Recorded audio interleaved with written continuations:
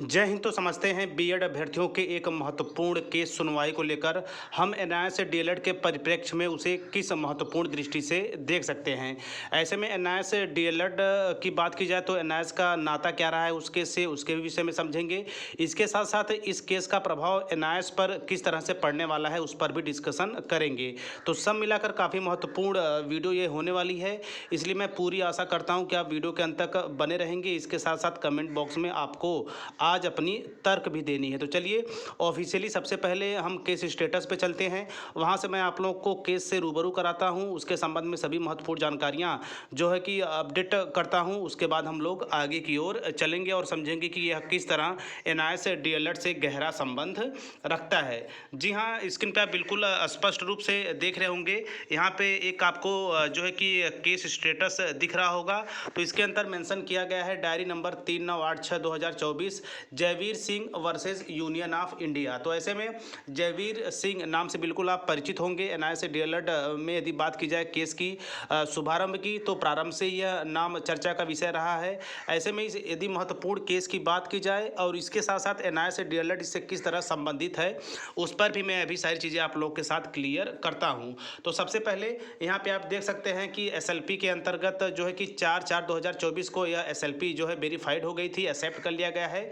इसके साथ साथ इस केस की जो है कि पैरवी है, जो सबसे महत्वपूर्ण सुनवाई है, हम यूँ कह सकते हैं कि यह केस जो लिस्ट हुई है वह 8/4/2024 को हुई है। वैसे यदि खंडपीठ की बात की जाए तो honourable mister justice B R. Gavai के बेंच में यह केस को सुना जाएगा और जो है कि संदीप मेहता है, यानी कि जो है कि बी.आर. गवई एवं जो संदीप मेहता जज हैं, इनके खंडपीठ में इस महत्वपूर्ण केस की सुनवाई होगी। केस कौन सी है तो यहाँ पे आप देख सकते हैं Jaiveer Singh versus union of India.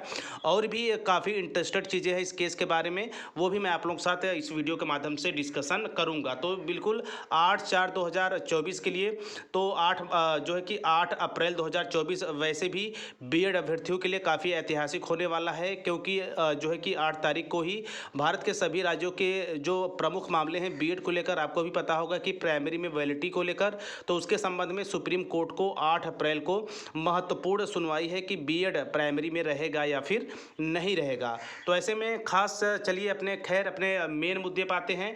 तो यहाँ पे आप जो है कि इसके संबंध में जो जयवीर सिंह है ये जो है कि उत्तराखंड से हैं, या केस भी उत्तराखंड से है। ऐसे में इसमें चैलेंज किया जो है कि किया क्या गया है और इसके साथ साथ यह किस तरह से खास ताल्लुकात रखता है एनआईएस डीएलएड से, उसको भी समझेंगे। सबसे पहले ओवरऑल मैं आप लोग के साथ इस केस के विषय में बता दूं तो यह केस जो है उत्तराखंड से हुई है, जो है कि बीएड अभ्यर्थी है जिन्होंने नैनीताल के जजमेंट को चैलेंज किया है। इसी के साथ साथ इस केस में सबसे खास बात ये थी कि इसी केस में एनआईएस क्या था, पार्टी था।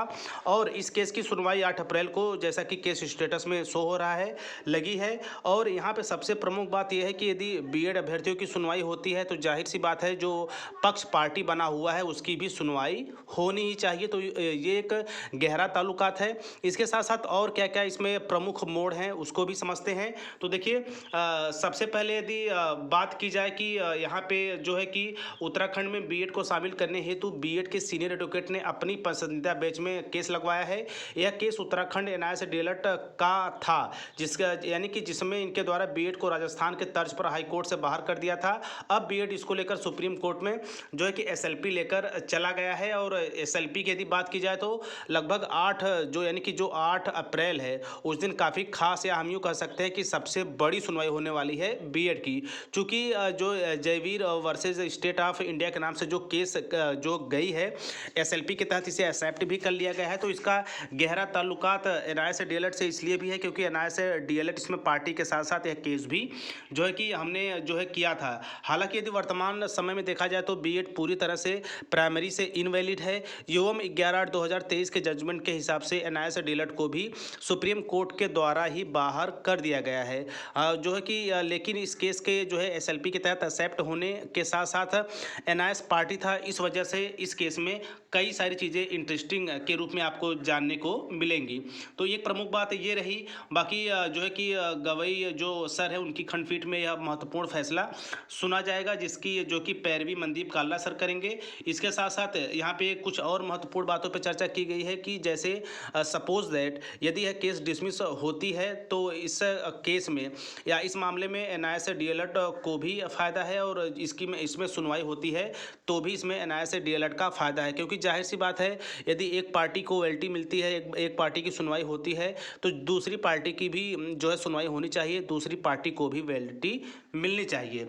इसके साथ साथ एनआईए डीएलएड के परिप्रेक्ष्य में यदि देखा जाए तो एनआईए डीएलएड परिप्रेक्ष्य में इसे काफ़ी बड़े फायदे के पैमाने पर देखा जा रहा है। यहाँ पे एक बात प्रमुख तौर पे कहा जा रहा है कि इसमें एक पक्ष न देखे दूसरा पक्ष यह भी है कि केविएट लगाने वाले और हाई कोर्ट नैनीताल में केस एनआईए ने किया है उसी आदेश को चैलेंज किया गया था, सबसे खास बात यह है। और यहाँ पे जो है प्रमुख बात जो मैं बार बार रिपीट कर रहा हूँ कि अब अगर गवई साहब बीएड की सुनेंगे तो एनआईए की भी सुननी पड़ेगी। इसके साथ साथ आज बीएड भी बाहर है और एनआईए भी केस चला तो यह एनआईए के लिए भी चलेगा, एनआईए के लिए भी काफ़ी फायदेमंद होगा, एनआईए रिलेटेड अभ्यर्थियों के लिए भी यह एक जो है कि प्रमुख जो है कि मोड़ के रूप में या फिर हम यूँ कह सकते हैं कि बड़ी सुनवाई सफलता के रूप में देखा जा रहा है। हालांकि केस बिल्कुल लिस्टेड हो चुकी है और पूरी संभावना है कि केस की सुनवाई के साथ साथ इसमें बड़े फैसले आ जाएं। इस फैसले के साथ साथ एनआईए डीएलएड जो है कि के लिए भी कई सारे रास्ते खुलेंगे, तो बिल्कुल वेट करते हैं। जयवीर सिंह वर्सेस जो यूनियन ऑफ इंडिया, जिसमें कि एनआईए पार्टी था, केस की सुनवाई की 8 अप्रैल 2024 को इस केस की प्रमुख सुनवाई है, और कहीं न कहीं इसके साथ साथ संपूर्ण बीएड अभ्यर्थियों की सुनवाई होनी है सुप्रीम कोर्ट में, तो वहाँ इसलिए भी यह काफ़ी खास है। और सबसे खास इसलिए यह सबसे खास यह केस इसलिए भी हो जाती है क्योंकि पार्टी इसमें एनआईए, जाहिर सी बात है यदि वहाँ सुनवाई होती है तो हमारे लिए भी रास्ते खुलेंगे। तो ये रहा एक प्रमुख टर्निंग पॉइंट, एक प्रमुख जो है अपडेट स्पेशली इस केस को लेकर जो कि नैनीताल से जयवीर सिंह ने किया है, Jaiveer Singh versus union of India. यदि केस जो है कि एसएलपी नंबर जो है कि 4/4/2024 को वेरीफाइड हो चुका है, और जो यह केस की गई थी डायरी नंबर के साथ 3986/25/1/2024 को। इसके साथ साथ यह केस अपने प्रमुखता के साथ सुनवाई के लिए बिल्कुल लिस्टेड हो चुकी है गवई सर के बेंच एवं जस्टिस संदीप मेहता सर के बेंच में यह प्रमुख केस की सुनवाई होनी है। तो ये रहा कुछ प्रमुख अपडेट जो कहीं न कहीं सुनवाई के साथ हमें भी लाभ होगा। ये डिसमिस होती है तो भी यहाँ पे लाभ की बात की गई है। इसके साथ साथ ईश्वर करे सब कुछ अच्छा हो। एनआईए डीएलएड जो कि एक बड़े ही समस्याओं से घिरा जा रहा है, दिन ब दिन उभर कर सामने आए और एनआईए डीएलएड को वेल्टी मिली ताकि आगामी जो भी शिक्षक भर्तियां हैं उसमें बिना किसी समस्या के आवेदन तैयारी के साथ हम नियुक्ति कर पाए। तो ये रहा इस केस को आधार बनाते हुए किस तरह से एनआईए डीएलएड के लिए टर्निंग पॉइंट साबित हो सकता है। कुछ प्रमुख अपडेट्स जो मैं आप लोग साथ इस छोटी सी वीडियो के माध्यम से साझा किया, और मैंने पूरा प्रयास किया कि कम शब्दों में स्पष्ट चीज़ें जो है आप लोगों के समक्ष रखी जाए और जो है पॉजिटिव वे में लिए भी होंगे। बाकी आपका मत क्या है, आप कमेंट बॉक्स में अपनी बातों को अवश्य शेयर करिए। तो अभी के लिए इतना ही, मिलते हैं नेक्स्ट वीडियो में नेक्स्ट इन्फॉर्मेशन के साथ। तब तक स्वस्थ व्यस्त और मस्त रहिए। और इसकी चर्चाएं आपके ग्रुप में भी काफ़ी बड़े स्तर पर हो रही हैं इसको लेकर, तो वहाँ से भी जानकारियाँ एकत्रित करने का मैंने प्रयास किया और वहाँ से भी चीज़ों को मैंने उठाया और आप लोगों तक रखा है। तो चलिए नई जानकारी के साथ नए वीडियो में मिलते हैं। आप लोग लगातार संघर्ष करते रहिए, इसमें कोई दो राय नहीं कि आप लगातार चीज़ों को आगे बढ़ा रहे हैं अपनी कोर्स की वेल्टी के लिए। जय हिंद, वंदे मातरम।